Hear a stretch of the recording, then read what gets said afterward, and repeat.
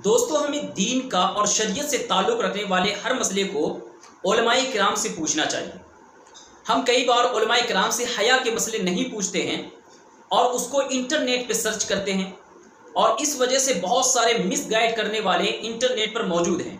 आप देखते होंगे कि अक्सर व बेशतर यूट्यूब पे जो आपको वीडियोस मिलेंगे तो ये इस तरह के वीडियो नहीं होंगे, ऑडियो होंगे। यानी बैकग्राउंड से आवाज़ चलेगी और सामने में आपकी तस्वीर आती रहेगी, बोलने वाला नजर नहीं आएगा। ऐसे चैनल अक्सर व बेशतर ऑथेंटिक नहीं होते हैं और ऐसे जगह उलमाए किराम नजर नहीं आते। और उलमाए किराम भी ऐसे मसले बताने में पसो पेश करते हैं जो हया के मसले होते हैं। हालांकि इसका भी ताल्लुक दीन से है, इसका भी ताल्लुक शरीयत से है। अगर शरीयत के मसले को अगर हम बिला झिझक पूछेंगे नहीं उलमाए किराम से और उलमाए किराम बताएंगे नहीं, तो फिर इस मामले में शैतान हमें जाल में जकड़ लेगा और बहुत सारे शैतानी काम जिहालत की बुनियाद पर इस मामले में हम कर रहे होते हैं। लिहाजा उलमाए किराम जो आपके करीब में रहते हैं, आप उनसे दीन के मसाइल पूछिए, उनसे दरियाफ्त कीजिए। उलमाए किराम का सीना ये राजों का समंदर होता है, हर एक के राज होते हैं उलमा के पास। आप बिल्कुल भी ना झिझकें। शरीयत के मसले पूछने में ना कोई आपको झिझक होनी चाहिए, ना शर्म होनी चाहिए, ना उलमाए किराम को बताने में कोई झिझक होनी चाहिए। लिहाजा आज मैंने सोचा कि ये जो मिसगाइड करने वाले लोग हैं, उससे बेहतर है कि मैं आपके सामने एक अच्छा वीडियो पेश कर दूं, ताकि आपको मालूम हो जाए कि शरीयत के अंदर, दीन के अंदर, इस्लाम के अंदर मुजामियत का हमबिस्तरी का तरीका क्या है। तो दोस्तों, इससे पहले कि मैं आपको तरीका बताऊं मुकम्मल, उससे पहले कुछ मसाइल मैं आपके सामने बयान कर देना चाहता हूं। पहला मसला तो यह है कि बगैर किसी मजबूरी के बीवी अपने शौहर को मुजामियत के लिए, हमबिस्तरी के लिए मना नहीं कर सकती है। यानी मजबूरी जो होती है, जो मैं आगे बयान करने वाला हूं, मजबूरी क्या क्या हो सकती है, उन मजबूरियों के अलावा अगर कोई थकावट नहीं है, परेशानी नहीं है, तो यूं ही बगैर मजबूरी के अगर कोई बीवी अपने शौहर को मना कर देती है और शौहर नाराजगी की हालत में सो जाता है, तो पूरी रात अल्लाह के फरिश्ते उस औरत पे लानत भेजते रहते हैं और इसी वजह से बहुत सारे गुनाह के दरवाजे खुल जाते हैं दोस्तों। और ऐसे लोग जो अपनी बीवी के मना करने की वजह से गैर मुतमईन होते हैं, वो किसी न किसी तरह गुनाहों में पड़ जाते हैं। इस वजह से हमारे दीन ने, हमारी शरीयत ने, हमारे इस्लाम ने औरत को अपने शौहर को मना करने से बहुत सख्ती से रोका है कि अपने शौहर को अगर मजबूरी ना हो तो हम बिस्तरी करने से ना रोका जाए। ये एक मर्द का हक होता है।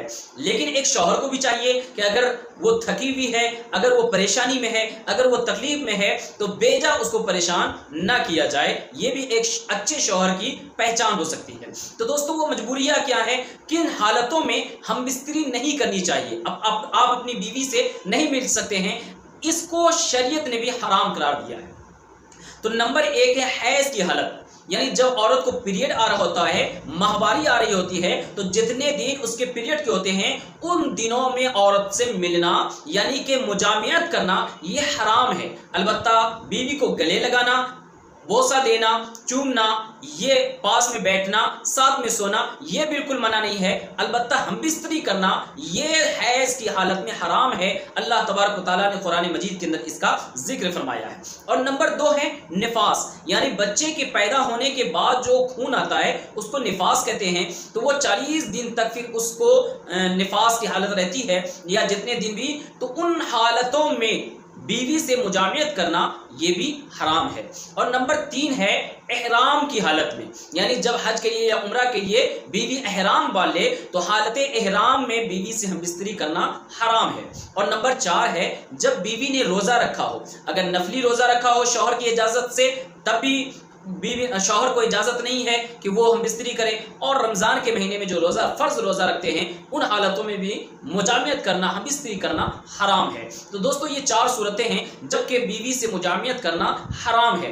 अलबत्ता बात सूरतें ऐसी है जैसे कि बीवी बीमार है, तकलीफ है, परेशानी में है, और कई सारे वजूहात हो सकते हैं। इन वजूहात की बुनियाद पर भी शौहर अपनी समझदारी के मुताबिक ये कोशिश ना करे, अपनी बीवी से डिमांड ना करे, तो ज्यादा बेहतर है। अब मैं आपको एक ऑथेंटिक और इस्लामी तरीका बता देता हूं जो कि इस्लाम के अंदर है।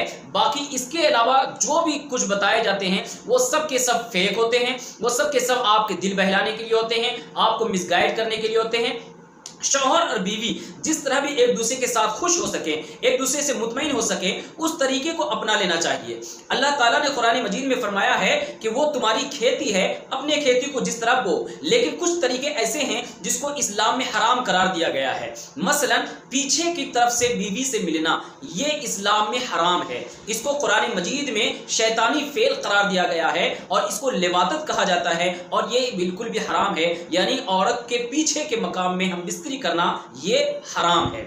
دوسرا، جانوروں کی طرح ہم بستری کرنا، یعنی جانور جس طرح کرتے ہیں اس طرح ہم بستری کرنا یہ بھی نہیں چاہیے۔ اور نمبر 3 ہے کہ آلۂ تناسل کو یعنی شرمگاہوں کو منہ میں لینا، یہ بھی اسلام میں حرام ہے۔ منہ میں آلۂ تناسل ہو یا جو بھی شرمگاہ کی ہے اس کو منہ میں لینا یہ جائز نہیں ہے، حرام ہے۔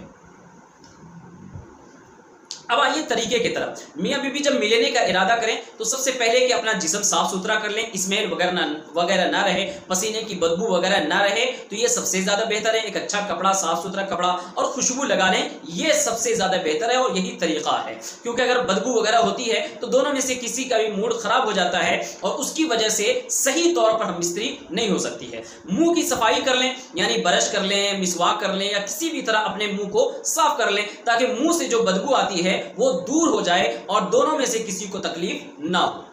آپ ہم بستری کرنے کے پہلے ہم بستری کی دعا پڑھ لیں۔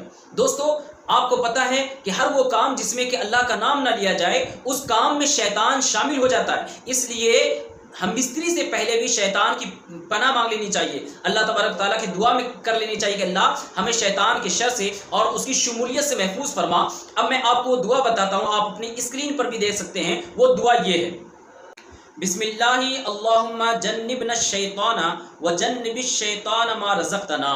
اس کا معنی ہوتا ہے کہ اللہ کے نام سے شروع، اے اللہ ہم دونوں کو شیطان سے محفوظ فرما، اور جو اس سے ہمیں اولاد نصیب فرما تو اس اولاد کو بھی شیطان کے شر سے محفوظ فرما، اس کے جال سے محفوظ فرما۔ اب یہ دعا آپ نے پڑھ لیا، آپ نے نیت کر لی سنت کی، اب یہ عمل بھی آپ کا ثواب میں شامل ہو گیا، نیکی میں شامل ہو گیا، یعنی اب آپ جو کام کرنے والے اس کا ثواب ملے گا، آپ کو معلوم ہونا چاہیے۔ اور اس کے بعد دوستو ہم بستری کے وقت میں خیال رکھنا چاہیے کہ ایک دوسرے کو تکلیف نہ دیں، کوئی ایسا عمل نہ کریں کہ کسی کو تکلیف ہو، شوہر کو یا بیوی کو کوئی تکلیف ہو۔ اور اس کے بعد یہ بات خیال رکھیں کہ شوہر اوپر ہو اور بیوی نیچے ہو، یہ بہتر طریقہ ہے، اور اس کا الٹا بھی کریں تو بہت زیادہ گناہ نہیں ہے، لیکن بہتر یہی ہے کہ شوہر اوپر ہو اور بیوی نیچے ہو۔ اور اس کے بعد آپ کو اس بات کا خیال رکھنا ہے کہ اپنے رات کی باتیں یا راز کی باتیں، رات کی بات جو راز کی بات ہوتی ہے، اس راز کی بات کو، رات کی بات کو اپنے دوستوں میں بیان نہ کریں۔ اکثر لوگ جو ہیں بڑے چٹخارے لے کے، مزہ لے کر کے اور کچھ کہانی کو گڑھ کر کے اپنے دوستوں میں بیان کر رہے ہوتے ہیں کہ میں نے تو ایسا کر دیا، ویسا کر دیا، پلنگ لا دیا، پتہ نہیں کیا کیا ڈنگے مار رہے ہوتے ہیں۔ تو دوستو اس طرح کی باتیں اپنے دوستوں کے درمیان کرنا ناجائز ہے، حرام ہے، حیا کے خلاف ہے۔ اب ذرا سوچیں، آپ اپنی بیوی کی باتیں غیر کے سامنے بیان کر رہے ہیں، یہ کون سی مردانگی اور کون سے اچھے لوگوں کا کام ہو سکتا ہے؟ تو ہرگز اپنے راز کی بات کو دوستوں کے سامنے بیان نہ کریں، اس کا گناہ بھی ہوتا ہے۔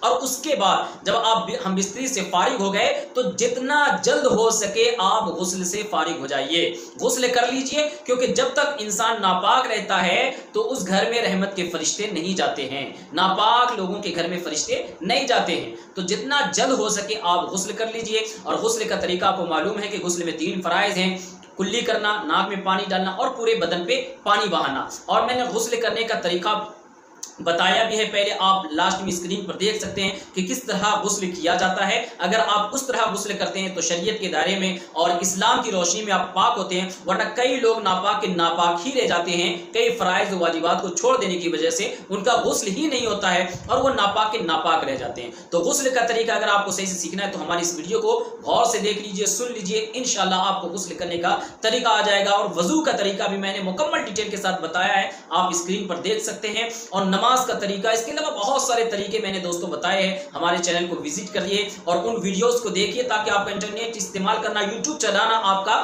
صحیح مقصد کے ذریعہ استعمال ہو سکے، صحیح جگہ پر استعمال ہو سکے، آپ اسلامی ویڈیوز کو 10 سے 15 منٹ 20 منٹ روزانہ دیا کیجئے، آپ کے پاس علم کا ذخیرہ ہو جائے گا۔ اور انشاءاللہ میں نے یہ سوچا ہے کہ اس موضوع پر اور بھی جو غلط فہمیاں لوگوں کے درمیان پھیلی ہوئی ہے اور جو جس تعلق سے لوگ مس گائیڈ کرتے ہیں، غلط باتیں یوٹیوب پر بتاتے ہیں، تو ہم اس کو انشاءاللہ مکمل دلیل کے ساتھ اسلامی طریقہ آپ کے سامنے پیش کرنے کی کوشش کریں گے۔ اور حیا کے جو مسائل ہوتے ہیں جو عام طور پر لوگ کسی سے پوچھتے نہیں ہیں، ان مسائل کو میں آپ کے سامنے بیان کروں گا، کیونکہ یہ ایک عالم کی ذمہ داری ہے کہ حیا کے مسئلے ہوں، لیکن یہ کہ آپ ڈائریکٹ نہ پوچھ سکتے ہو۔ تو انشاءاللہ امید ہے کہ آپ ہماری اس ویڈیو کے ذریعہ سے بہت ساری باتیں سمجھ جائیں گے، بہت سارے مسائل سیکھ جائیں گے، اور کوئی بھی مسئلہ آپ کو پوچھنا ہو بلا جھجک ہمارے کمنٹ باکس میں لکھیے، آپ اس کا جواب بھی دوں گا۔ اور محسوس ہوا کہ اس پہ ایک مکمل ویڈیو بن سکتا ہے تو میں اس کے اوپر مکمل ویڈیو بھی بنا دوں گا۔ امید ہے دوستوں کہ ویڈیو پسند آئی ہوگی۔ یہ طریقے بہت سارے لوگوں کو نہیں معلوم ہے، اس ویڈیو کو زیادہ سے زیادہ شیئر کیجئے، ثواب کی نیت سے شیئر کیجئے، اور چینل کو اگر آپ نے سبسکرائب نہیں کیا ہے